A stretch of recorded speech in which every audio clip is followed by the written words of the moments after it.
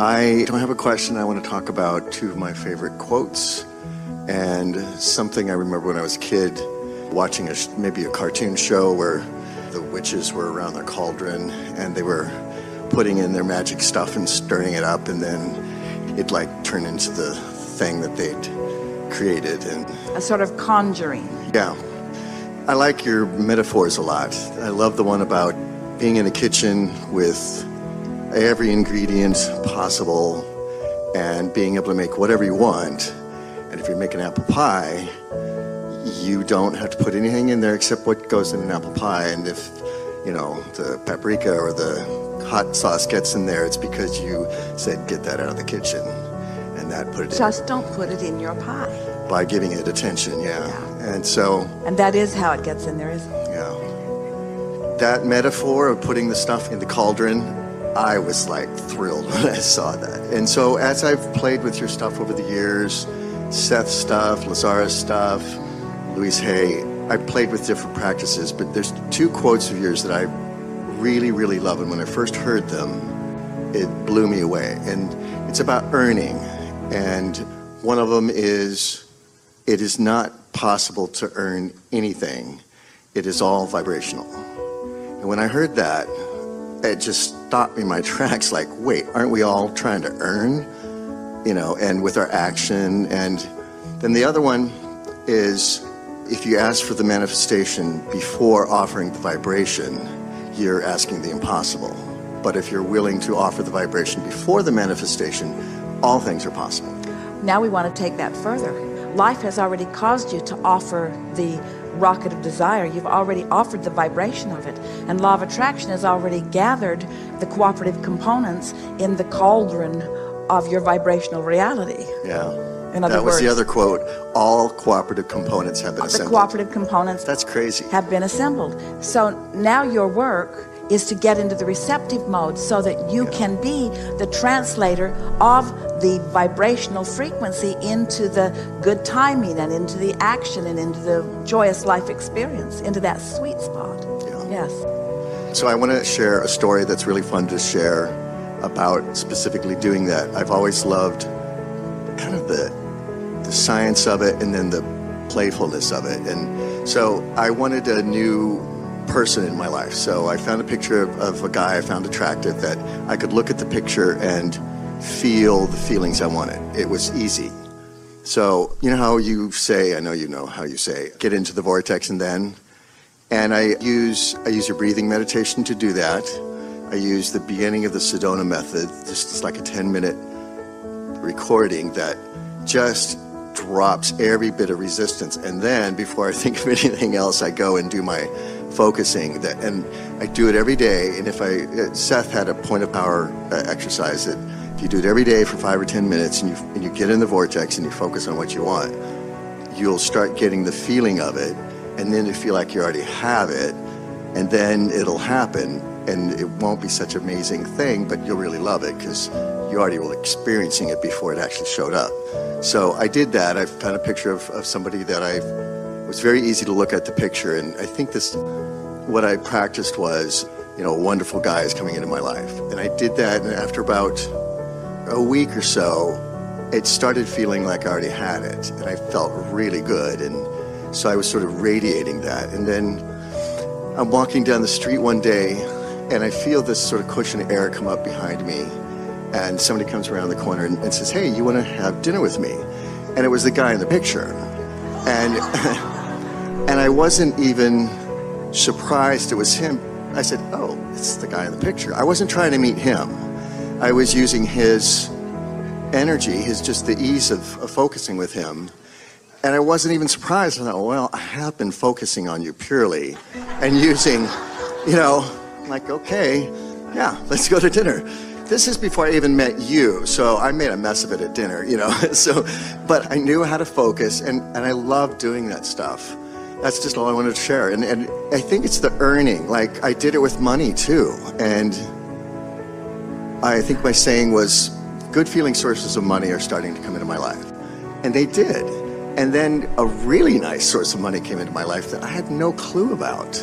Here's the way that we would absorb the conversation that you've just heard. And here's the predominant thing that we want to say about everything that you've just said. When life causes you to create this vibrational reality, and it does, and the vibrational reality is received by you because you've been meditating, because you've been appreciating, because you are not doing that thing you do that causes you to resist it, but instead you are doing those things you do that cause you to allow it. Then ideas come to you. And as those ideas come to you, like these ideas that came to you, and you run with those ideas, you find yourself in increasingly powerful places where you can experience your own hands in the clay kind of creating. It's where this conversation started today, about what real conscious allowing and creation really is. So if you are in that place where you are feeling it, like you described, where you are feeling it, then the more specific you become with your mind, then the faster it moves along, and really the more fun that it is. But if you are in a place of doubt, and you're applying specifics to it while you're in a place of doubt, then you increase the resistance rather than increase your movement toward what you are wanting. So the things that are important to understand, we enjoyed your response to the specifics of what he accomplished, but we want you to not be surprised about those things. It really is child's play for you to get every single thing that you want. That's the way it is supposed to work. It is not supposed to be shocking to you when someone sets forth an intention, focuses upon it, is aware of how he is feeling, makes sure that he is feeling good, focuses himself into a place of feeling good, and then the universe delivers him to the place where what he wants is, and there is a rendezvous, a timing, and an awareness. That's how it works, you see. And so let this not surprise you or shock you. Let it be something that you're practicing all day, every day. If you find yourself feeling uncomfortable about something, give it a rest. If you find yourself feeling excited about something, give it more attention. It's just a really general and comfortable rule of thumb. And this conjuring that he is talking about, we have avoided using the word conjure, even though it is a word that comes to Esther's mind often as we are presenting thoughts of influence or thoughts of law of attraction. It is a conjuring. How do thoughts turn to things? How is it that something comes from a thought? Well, it comes from a consistent thought, and it comes from a consistent thought that is in concert with this powerful universal law. You are the creator of your own reality, and the energy that creates worlds flows to you and through you. And there is nothing that you cannot be or do or have. You have only to decide it. But that's the point that we really want to make with you. You have done so much sifting and therefore so much deciding. There is so much that is already being asked for by you. But often you do not allow yourself the realization even of what you're asking for, because you're not tending to your emotions, and so you're holding yourself apart from even receiving the clear idea of what you want. Once an idea occurs to you of something that you want, you are so far along the way in the creation of it that we could call it a slam dunk. Just watch for it. Someone should come around the corner right away and say to you, hey, I'm what you've been looking for, once the idea comes to you. So we want to ask you, is there anything that you know that you want? Has the idea of the specifics of something wanted come into your mind? Do you know how much has come before you got to there? Know how much of the journey you've already traveled before it came to that receiving mode? Do you know how much you explored and how much you contemplated and how much decision making you did and how much you put into the vortex? And do you know how many non-physical energies have been aware of what you wanted and have been standing in that cooperative vibration in order to allow the building, the conjuring of your vortex? Do you know how ready it is for you to be ready for it? And do you know that when the idea came to you, that means you were ready for it, that you are ready for it? And so it's time to goose up that expectation. Once the ideas come, that's why we begin every gathering by saying, are you knowing what you are wanting? Because once the idea of what you want has appeared to you, has manifested to you in your mind, then the components to bring it about are all around you all the time. And if it's not coming about, it's for one simple reason. You've got contradictory thoughts about your own desire.